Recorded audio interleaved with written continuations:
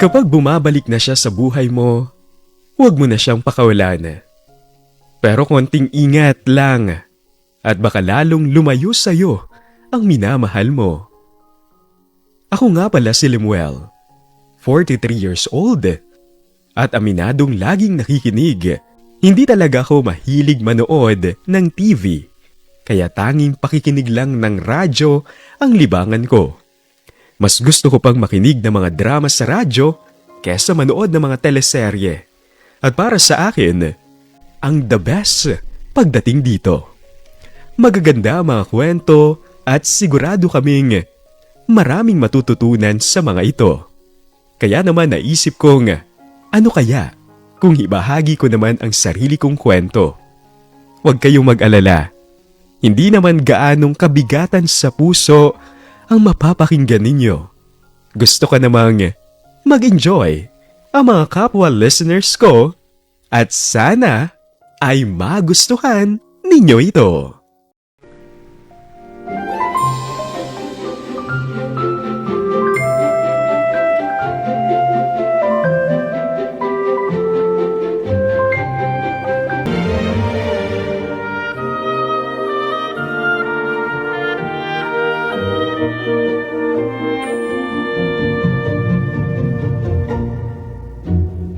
Tito Lemuel! Nandito na ako! Hoy Rico, pasok ka. At tagal mong dumating ah. Kanina pa ako naghihintay dito. Pasensya ka na, Tito. Sobrang traffic eh. Walang galawan yung mga sasakyan. Ayos lang, ayos lang. Ganyan talaga dito sa lugar namin ngayon, lalo na kapag Sabado. Ang daming lumalabas kasi ngayon. Yun na nga eh. Dapat may lakad kami ng barkada ko ngayon. Di ako nakasama dahil dito sa mga bangus na pinadala mo. Oy, parang nagre-reklamo ka pa. Minsan na nga lang ako makapag-request sa nanay mo, nagtatampo ka pa. Tito, kanina pa ako amoy malansa sa biyahe. Hindi tuloy ako makaporma dun sa kasama kong pasahero sa jeep. Talaga ba? Ay, maganda ba? Sexy ba? Yan ang nga ba yung sinasabi ko eh. Oh. Pagdating talaga sa babae, nagigising yung diwa mo eh. Oo naman oh. Tinitesting ko lang kung sasagutin mo yung mga tanong ko. Siyempre, biro lang naman. Di naman ako interesado sa mga yan. Ewan ko sa'yo, Tito Lemuel. Yung mga style mo na yan, sobrang bulok na. Halatang halata ka na. O sige na. Ilagay mo na yan sa rep, yung bangus na yan. Yung nanay mo lang naman ang nagsabing kunin ko na raw yan dahil sa galing yan sa dagupan. Hindi na ako makabiyaya at marami na akong ginagawa kaya ikaw na lang ang pinapunta ko. Okay na yan, Tito. Binibiro lang naman kita eh. Pero bakit nga ba sobrang busy mo na naman? Bagong jowa na naman ba yan? Wala. Kilala mo naman ako eh. Ayoko munang pumasok sa relasyon. Sakit lang sa ulo yung mga babaeng yan. Ayos na ako sa buhay ko ngayon. Uy, sigurado ka, Tito? Baka naman naghahanap ka pa rin ng isang babaeng magpapainit sa nilalamig mong puso. Akala ko naman kung ano na yung sasabihin mo. Hindi na. Pagod na rin ako. Masaya na ako kahit nag-iisa lang ako. Okay, sige. Sabi mo eh. Pero balitaan na lang kita. Yung bagong boss ko kasi, kilala ka yata dati. Oh. Hindi ko alam kung paano niya nalamang magkamag-anak tayo eh. Basta, kinumusta ka lang sa akin. Sino ba yung boss mo? Baka mamaya kabarkada ko nung dati pa. Gwapo rin ba kagaya ko? Hindi gwapo. Babae to eh. Charlotte yung pangalan niya yata. Nako. Wala akong kilalang Charlotte na kabarkada ko dati. Baka mamaya niloloko ka lang ng boss mo. Uy, hindi Tito ah. Boss ko yun eh. Ang sabi nga niya sa akin, ikumusta mo ko kay Lemuel? Alam din niya kung saan kayo nag-aral ng college. Wala talaga akong maalalang ganung pangalan. Sino kaya yung babaeng yan? Nako, hayaan mo na, wag na natin pag-usapan yan. Tito, maganda yung boss ko na to. Ngayong sinabi ko na maganda, baka sakaling matandaan mo na yun. Baka matandaan ko nga. Charlotte. Wala talaga akong matanda ang Charlotte na babaeng dumaan sa buhay ko. May tawag sa kanya yung mga kaibigan niya eh. Ano nga ba yun? Chari. Chari yata yun. Si Chari! Diyos ko. Boss mo pala yung si Chari, anak na. Nakalimutan ko na yung totoong pangalan niya. Oo naman. Maganda talaga yun. Sa totoo niyan, ex ko yun dati. Kalahin mo nga naman. Naging boss ng pamangkin ko. Yung mismong ex ko pa.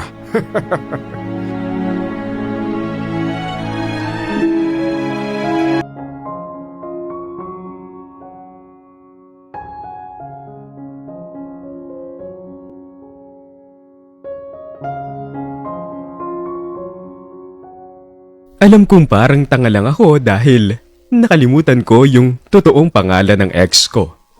Pero sobrang mahal na mahal ko yung si Chari. Nagsama pa nga kami sa iisang bubong noon. Kung hindi ako nagkakamali, dating naipakilala ko rin siya kay Rico. Pero baka nakalimutan na lang siya o nakalimutan na lang niya si Chari dahil bata pa siya noong mga panahong iyon. Yun nga lang, kasalanan ko rin kung bakit nagkahiwalay kami. At kahit marami ng mga dumaang babae sa buhay ko, hanggang ngayon, pinagsisisihan ko pa rin yon. Kaya sobrang excited ako na malaman na boss na pala ng pamangkin ko ang babae talagang minahal ko. Kinakabahan man ako pero gusto ko talaga siyang makita siya ulit. Mabuti na lang at naging boss siya ng pamangkin ko. Meron na akong dahilan para masilayan man lang ang babaeng minsang nagpatibok ng puso ko. Tito Lemuel, mukhang napapadalas na yata yung pagpunta mo dito sa opisina namin Hindi naman. 3 beses pa lang naman akong pumupunta.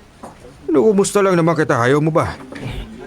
Gusto ko sana yan, Tito. Kaya lang, duda akong ako talaga yung kinukumusta mo eh. Ay nako, ikaw talaga, Rico. Oo. Nag-iisipan mo ng masama ang tito mo eh. Huwag ganyan. Ay, Tito, maiba lang tayo Bilib din ako sa'yo eh. Sa 3 beses na pumupunta ka dito, hindi ko man lang yata nakitaan ng mancha yung damit mo. Maputi pa rin. Ano ba yung sikreto mo? Kala ko naman kung ano. Sinabihan ko na yung nanay mo na ito yung bilhin kapag ka naglalabas sa bahay ninyo. Dahil maganda to. Pride detergent. Di lang puti. Isla puti. Oh, yun pala yun. Oo. Sige. Sasabihin ko kay mama. Pero, mabalik tayo dito Bakit nga ba lagi kang pumupunta dito? Dinadala mo ba yung boss ko na ex mo? Ay, sus ko. Paano ko naman dadalawin yon? Hanggang sulyap na nga lang yung nagagawa ko kapag napapadaan siya rito eh. Kanina nga, alam mo ba, ang suplada ng tingin sa akin, hindi ko man lang makausap. Bakit hindi mo lapitan? Mabait naman yun Subukan mo lang, Tito. Ayoko. Nahihiya nga ako eh. Siyempre, boss yan dito. May posisyon sa kumpanya. Sino lang ba ako? At saka isa pa, galit din sa akin. Bakit naman? Ang bait-bait kayo ng boss ko. Iyan ba yung dahilan kung bakit nagkahiwalay kayo? Ano ba ginawa mo sa boss ko para magalit sa'yo siya ng ganun? Uy, loko to parang ang dating ng mga tanong mo. Ako kaagad yung may kasalanan. Bakit hindi ba? Hindi ako naniniwalang boss ko yung may problema dito. Kilala kita, Tito Ikaw yung tipong dinudurog mo yung puso ng mga kababaihan. Aminin mo na lang, malay mo. Matulungan pa kita. Sige, kakwento ko sa'yo. Huwag mo nang sasabihin dun sa nanay mo. Sige. Mapapagalitan ako na. Alam mo naman yun laging kampi sa babae. Kami ni Chari. Mahal naman namin ang isa't isa. Ang tagal nga ng relasyon namin Kaya lang may nagawa akong kalokohan, kaya nagkahiwalay kami. Yan yung gusto kong malaman. Dapat diniretso mo na dyan, Tito ano nga ba yung dahilan ng breakup nyo? Nahulog yung loob ko sa ibang babae. Mas maganda pa rin naman si Chari doon. Pero mas malandi kasi yung datingan nun Kaya natukso ako. Ayun, nagalit sa akin si Chari. Pero di naman kami nagkatuluyan ng pinalit ko sa kanya. Masyadong ambisyosa. Iwan ko rin. Ipinagpalit ako sa taong mas mapera sa akin. Naku. Yun pala yung nangyari. Ikaw kasi Tito eh. Nagpapadala ka sa tukso. Kinarma ka tuloy. Kaya siguro galit na galit sa'yo yun. Pero Tito, huwag ka mag-alala. Gagawa ako ng paraan. Makakalapit at makakausap mo rin ang ex mo.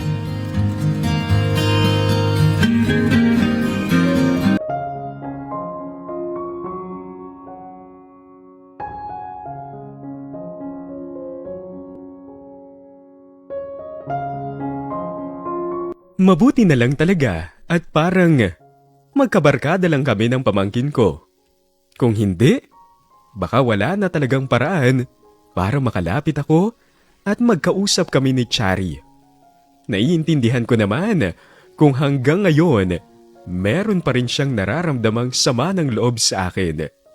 Sa totoo lang, inaasahan ko na hindi siya makikipagkita at makikipag-usap sa akin. Sinaktan ko ang damdamin niya noon at alam kong maaring wala ng kapatawaran ang kasalanang nagawa ko sa kanya. Natutuwa lang ako kay Rico dahil gumagawa talaga siya ng paraan para mapagbigyan ang gusto ko. Sinabihan ko na nga siya na wag na lang ituloy at baka mapagalitan pa siya. Pero porsigido pa rin ang pamangkin ko. Hanggang sa dumating na nga ang araw na pinakahinihintay ko. At hindi ako makapaniwalang kaharap ko na ulit ang babaeng minsang minahal ko. Limuel, pasensya ka na sa akin nung mga nakaraang araw ha. Hindi man lang kita makausap. Sobrang busy ko kasi noon. Ano ka ba? Naiintindihan ko naman eh. Siyempre, boss ka sa kumpanyang pinapasukan mo. Hindi ko nga akalain na mararating mo yan. Congratulations, ha? Salamat. Ay, oo nga pala. Si Rico talaga yung nag-ayos ng schedule ko para magkita tayo. Oo nga eh. Bilib din ako sa pamangkin kong yun. Biglang naging sekretarya.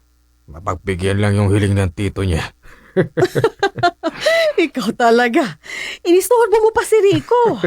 Alam mo namang marami nang ginagawa yun sa opisina eh. Ayos lang yun. Ano ka ba? Para paminsan-minsan, mapakinabangan ko man lang siya. Nga pala, kumusta ka na? May asawa na ka na ba? Pwede mo namang tanungin yung pamangkin mo. Bakit hindi mo pa ginawa? Hanggang ngayon, palabiro ka pa rin, Limuel. Naku, ikaw naman parang hindi mo pa ako kilala. Siyempre, mas gusto ko yung may pa-suspense ba? Yung bang natitril ako, alam mo naman yun eh. O eto, magmula nang iniwan mo ako, nawalan na ako ng tiwala sa lalaki. Kaya hanggang ngayon, single pa rin ako. Pero ito rin yung dahilan kung bakit nagpursigi ako sa trabaho. Kaya ngayon, mataas na yung posisyon ko. Ang galing rin ano. Ako pala yung dahilan at may kasalanan kung bakit nagtagumpay ka sa buhay. Hanggang ngayon ako pa rin ang sinisisi mo eh. Uy, hindi ah.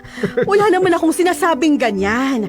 Ang ibig ko lang sabihin doon, ikaw yung dahilan para maabot ko yung tagumpay ko. Yan ang hirap sa'yo eh. Masyado kang matampuhin, Limuel. Diba, yan yung ayaw ko sa'yo nun? Oo nga pala.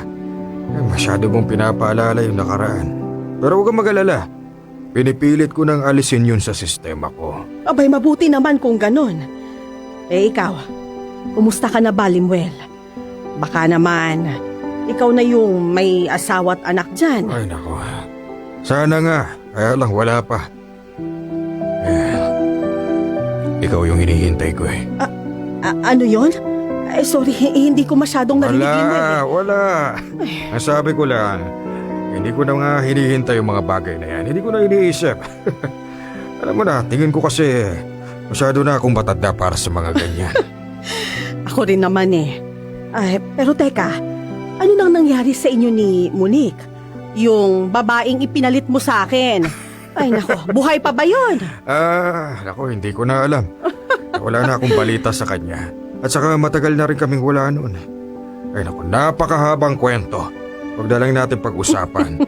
Sige. Pero kung ganon, bakit ba gusto mo akong makausap, Limuel? Ang akala ko ba ayaw mo na sa akin? Wala lang naman. Para sa akin, Kahit papaano may pinagsamahan din naman tayo. Gusto ko sana kung pwede, makapagsimula ulit tayo. Kahit bilang magkaibigan lang. Ayos lang ba yun sa'yo? Sige.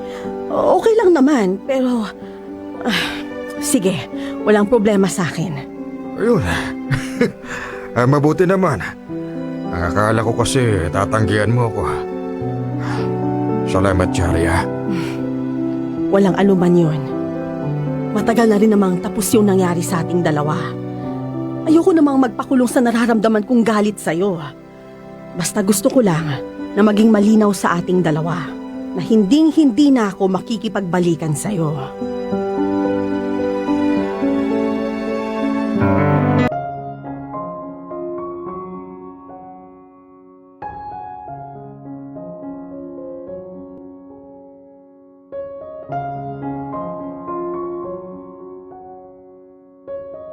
Wala na rin naman akong planong makipagbalikan kay Chari.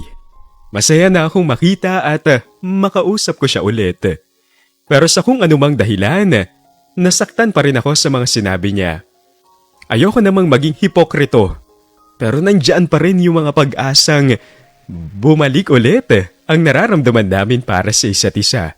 Pero mukhang nagdesisyon na siya at isinaran na niya ang puso niya para sa akin. At dahil dyan, wala naman akong pagpipilian. Tatanggapin ko na lang kung ano ang gusto niya at hindi na lang ako aasa. Ang mahalaga, okay na kami at magkalapit na ulit kaming dalawa.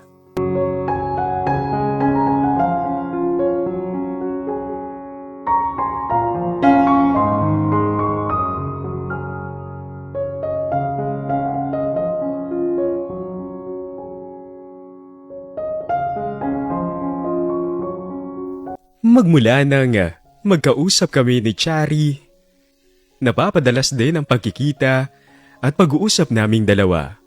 Sa umpisa, may konting ilangan pa. Pero habang tumatagal, parang bumabalik yung dating pagiging malapit namin sa isa't isa. Niloloko nga ako ni Rico na baka magkabalikan kaming dalawa. Pero sinasakyan ko na lang yung mga biro ng pamangkin ko. Marami kaming napag-uusapan ni Chari. Magmula sa trabaho niya at sa mga pinagkakaabalahan ko, hanggang sa mga alaala nung magkarelasyon pa kaming dalawa. At habang tumatagal, nahihirapan na akong pigilan ang nararamdaman ko. At kahit labanan ko ito, alam ko sa sarili kong nauhulog na ulit ang loob ko para sa kanya. Ngayon ka na lang ulit nakapunta rito sa bahay ko, ano? Oo nga ang tagal ko ring tumira dito. May mga alaala rin ako sa bahay na to. Dito nga sa banda rito diyan ka naglalaba, naalala ko lang. Diyan nga yun. Oo. Naiinis pa nga ako sa'yo nun Naalala mo ba?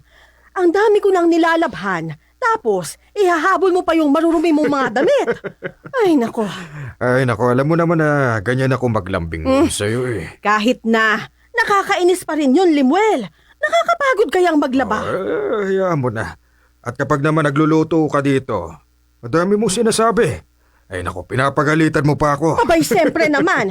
Madalas kasi, mali-mali yung mga binili mo sa palengke. O kung hindi naman ganon, hindi ka marunong pumili ng mga bibilhin mo. Ikaw naman kasi yung magaling sa mga ganyang mga bagay. Tumutulong lang naman ako sa'yo. Alam mo naman dahil sa matindi yung pagmamahal ko sa'yo. Ha? Matindi raw ang pagmamahal. Pero niloko mo ko. Ay, Nako, ikaw talaga, Limuel. Ang hilig mo talaga sa mga ganyang hirit, ano? Ako na naman ang nasisi. Ay, nako. Oh, dito. Naalala mo to? Dito. Yung kwartong tinutulugan mo kapag ka nag-aaway tayo. Oo nga. Ang napag-uusapan pa nga natin noon, kapag nagkaanak tayo, dyan yung magiging kwarto niya.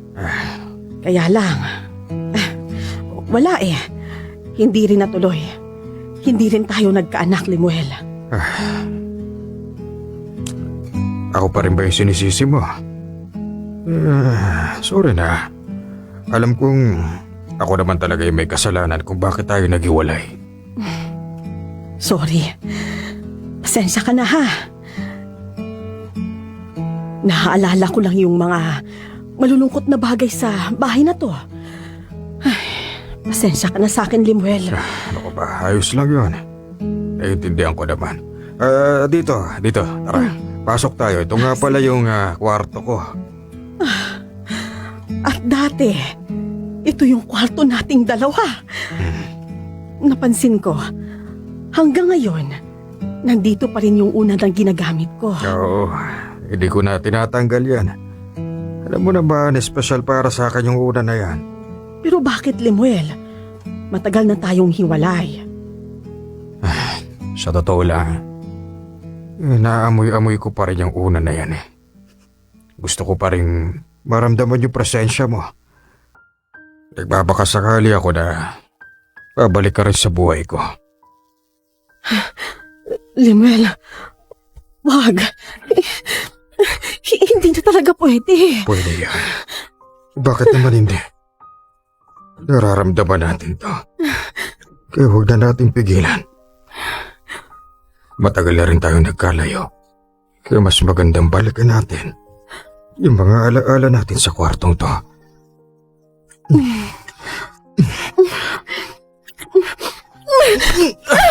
Bastos! Bakit? Charlie naman. Yun na eh, nandun na tayo eh. Bakit naman pumiglas ka pa? Loko-loko ka talaga, Limuel. Kaya pala dinala mo ako dito sa bahay mo para lang makaskor ka sa akin. Hindi, totoo. Oo na, sige na. Totoo yun. Ang akala ko kasi gusto mo rin eh. Hindi naman pala. Hanggang ngayon pala, hindi ka pa rin nagbabago, Limuel. Napakapilyo mo pa rin. At kung sakaling mahulog na naman yung loob ko sa'yo, anong gagawin mo, ha? Sasaktan mo ulit ako? Hindi. Siyempre naman hindi. Gusto ko na nga bumawi sa'yo eh. Gusto ko nang maitama yung mga pagkakamali ko. Pwes! Sinayang mo na yung pagkakataong yon! Di ba nililaw ko na sa'yo? Ayokong makipagbalikan, Limuel. Pero anong ginawa mo? Binastos mo ko. Alis na ako. At ito na ang huling beses na magkikita tayo. Chari, sandali.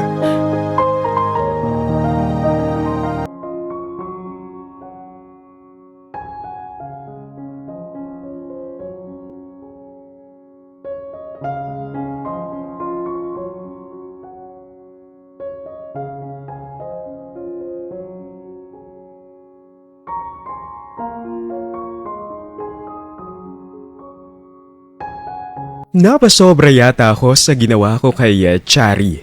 Kung bakit ba naman kasi hindi ko napigilan yung sarili ko. Napurnada patuloy ang mga magandang relasyon naming dalawa. Nang dahil sa pagiging mapusok ko, sinayang ko ang pagkakataon kong mapalapit ulit sa kanya. Sinubukan ko pa siyang suyuin pero hindi na talaga sumasagot si Chari sa mga tawag at messages ko. Pinagsisisihan ko talaga ang nagawa ko. Pero isa lang din ang ibig sabihin nito. Mahal na mahal ko pa rin siya. At gagawin ko ang lahat para lang bumalik siya sa buhay ko. Kaya lang, hindi ko alam kung ano ang gagawin. Nang dahil sa ginawa ko, mukhang hindi na niya ako mapagkakatiwalaan. Pero naniniwala akong may pag-asa pa para magkaayos ulit kaming dalawa. Isang tao lang ang makakatulong sa akin. Pero kahit siya, nadamay din sa problema.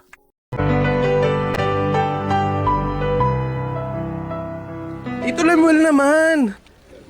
Kaya pala nitong mga nakaraan, mainit yung ulo sa amin eh. Lalong-lalo na sa akin. Tinambakan ako ng maraming trabaho. Hindi ko maintindihan kung bakit nagkaganon yun. Ayun pala, ikaw pala yung may kasalanan. Buwisit naman oh. Pasensya ka na. Nadala lang ako ng nararamdaman ko. Hindi ko na ba sinasadya? Ano hindi sinasadya? Ang sabihin mo, nadala ka lang ng init ng katawan mo. Yun ang problema sa'yo, Tito eh. Masyado ka nagmamadali. Yun na nga yung pagkakamali ko eh. Matindi na talaga yung bugso ng damdamin ko ng mga oras na yun. Tito Lemuel naman eh. Hindi bugso ng damdamin yun. Plinano mo yun. Oh. Sinubukan mo nga dalhin sa kwarto mo di ba? Hindi naman siya susunod sa akin kung hindi niya ako mahala. Diyan ka nagkamali, Tito. Oh. Masyadong minalit yung boss ko Siyempre, nag-iisip din yun. Nakahalata na yun sa ginagawa mo. Sayang naman Nandun na Pabalik na sa akin Konting-konti na lang. Magsyota na ulit kami. Paano ngayon yan, Tito Lemuel? Sigurado hanggang ngayon, nanggigigil yun sa'yo. At hindi lang yun, pati ako nadamay sa gulo nyo. Rico, ikaw na lang talaga ang pag-asa ko. Ha? Tulungan mo naman ako.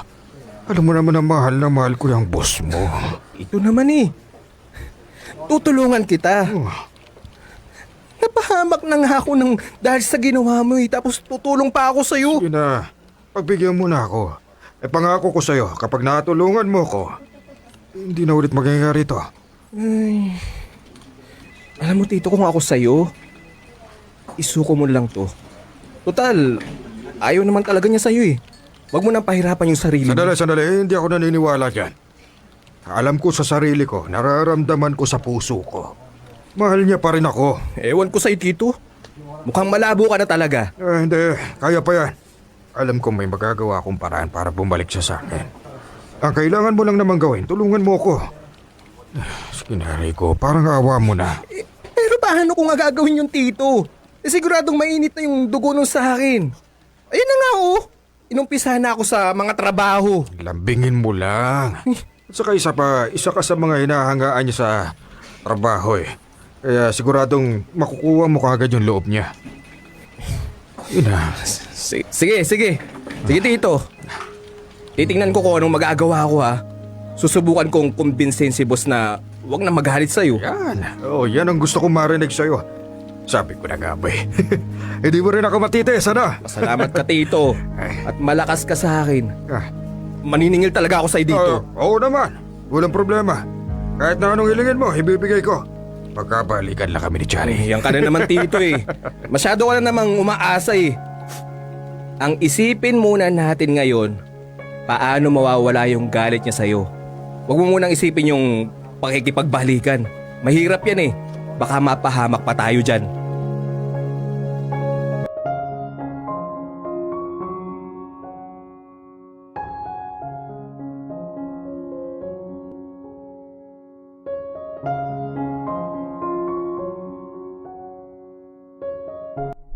Oo na, aaminin ko na. Kung minsan, lumalabas pa na mas mature pa yung pamangkin ko kesa sa akin. Kaya siguro hanggang ngayon, hindi pa rin ako nagkakaroon ng asawa at sarili kong pamilya dahil hindi pa talaga ako handa. Pero pinangako ko sa sarili kong mababago ang lahat ng yan kapag bumalik na si Chari sa buhay ko. Babawi ako sa kanya at sisiguraduhin kong magiging mabuting asawa ako sa kanya. Kilala ko si Chari. Nararamdaman kong nagpapakipot lang siya para lalo ko siyang suyuin. Hindi ako pwedeng magkamali sa bagay na yan.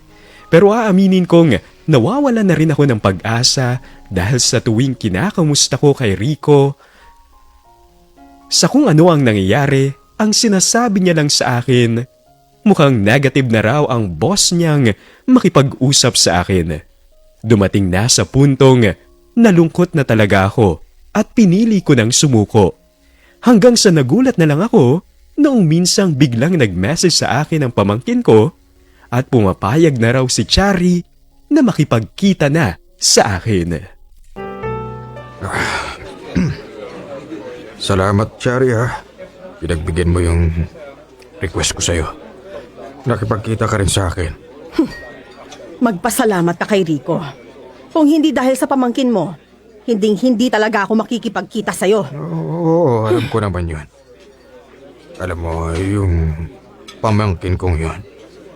Kahit puro kalokohan yun, maaasahan ko talaga sa lahat ng oras yun. May kasalanan lang ako sa kanya, kaya ako siya pinagbigyan. Dinamay ko siya sa init ng ulo ko sa'yo. Yun na nga Sana sa akin ka na lang nagalit. Pero hayaan mo na, tapos na yan. Naiintindihan ko naman kasalanan ko talaga. Mabuti naman at alam mo. Ayoko na magsayang pa ng oras dito, Lemuel. Ano bang pag-uusapan natin dito? Gusto ko lang naman na humingi ng dispensa sa'yo sa nangyari. At nangangako ako na hindi na mauulit yun. Hindi na talaga mauulit. Dahil ito na talaga yung huling beses na makikipagkita ako sa'yo. Sorry naman. Huwag ka naman ganyan. Matagal din kitang hinintay. Ayokong mawala itong pagkakataon na to para sa ating dalawa. Hindi ko alam yung sinasabi mo. Ilang beses ko nang nilinaw sa'yo. Wala akong balak na makipagbalikan sa'yo, Limuel. Talaga bang abot langit ang galit mo sa akin, ano? Sino ba namang babae ang hindi magagalit sa lalaking iniwan at ipinagpalit siya sa ibang babae?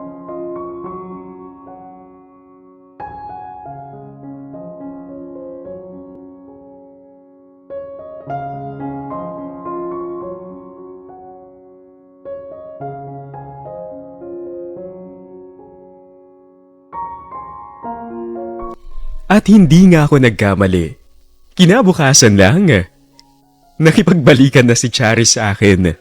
At hindi lang yun. Tumira ulit siya sa bahay ko, kung saan dati na itong naging saksi sa pagmamahalan namin.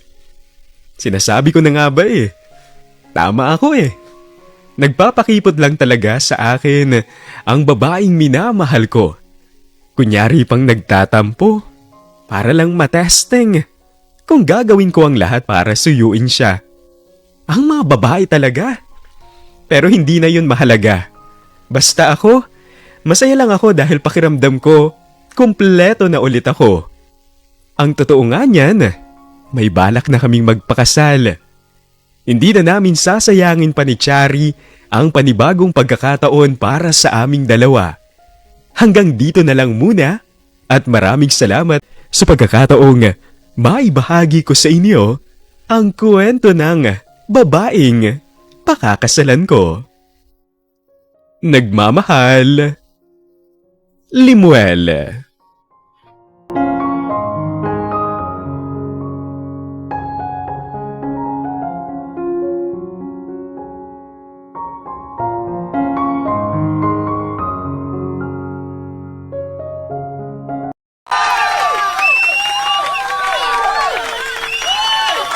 Grabe naman, kinilig ka na naman. Oo, ramdam na ramdam ko yung kilig mo hanggang dito. Ay, sabi nga nila, no? Oo, wala sa edad yan. Kung merong darating, may darating. Oo, at the same time, yung mga naudlot na pag-ibig noon, possible pa rin na bumalik yan sa tamang panahon.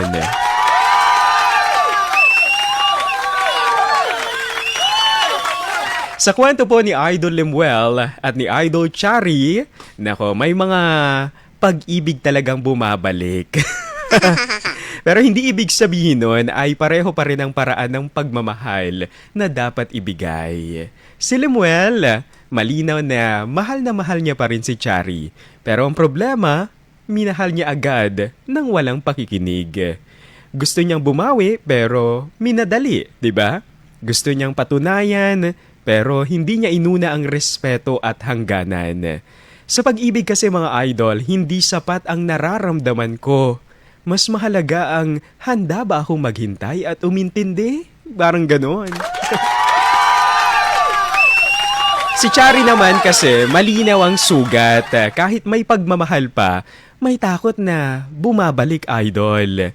At tama lang yon dahil ang tunay na pagmamahal hindi sinusubok sa pisikal, kundi sa pasensya at consistency, idol. Kaya naman, ang pinaka-main na payo natin para sa ating dramahan, kapag may pagkakataong bumalik ang isang tao sa buhay mo, lagi mong tatandaan, hindi mo siya kailangang angkinin agad. Kailangan mo muna siyang pakinggan.